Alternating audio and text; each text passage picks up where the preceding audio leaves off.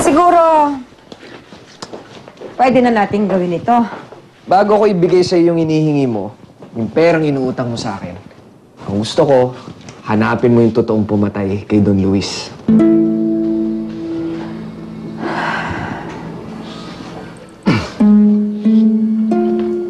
Pre, sino ba yung ipapatrabaho sa atin ng boss mo? Kainip. Mamaya sasagutin kita.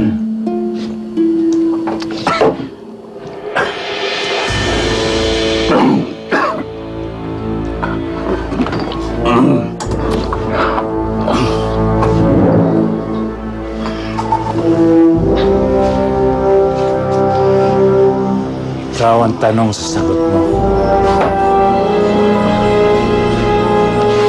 May mahimbing ka na. Dali na kitang patayin.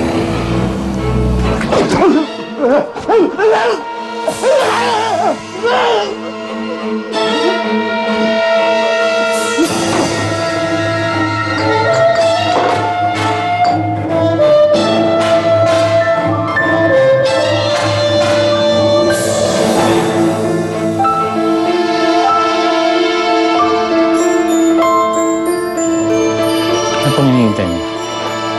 Bigtiin niya na. Ito suicide note.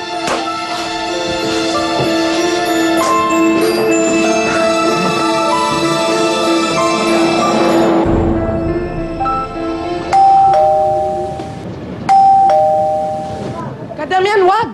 Ako na magbubukas ng gate, delikado. Magtago kayo. Magtago kayo.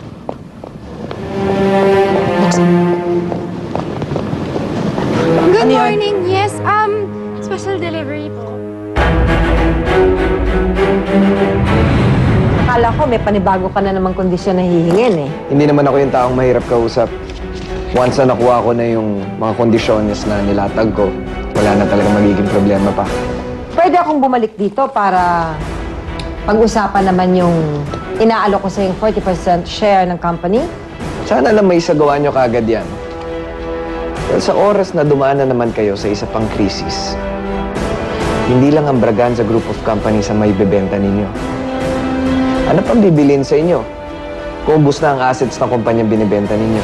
Si Mr. Vallejo, pumayag siyang bilhin ng 40% share of stocks ng Braganza Group of Companies. That Nicolas guy is planning something bad. He's buying out all our properties and businesses. It's not good. Pero kapag talagang hindi ka tumigil, ibabalik talaga kita sa rehab. Fine. Sige, go do that. But I'm telling you, once Gardo Valiente gets everything he wants, and I'm telling you, Gardo is Nicolas. Okay. Gardo. Hindi na ako si Gato. Nicolas Vallejo. Yun ang pangalan ko. Kung ganon, Mr. Nicolas Vallejo, hindi mo na rin ako pwedeng tawaging Itay dahil si Gardo Valiente lang ang anak ko.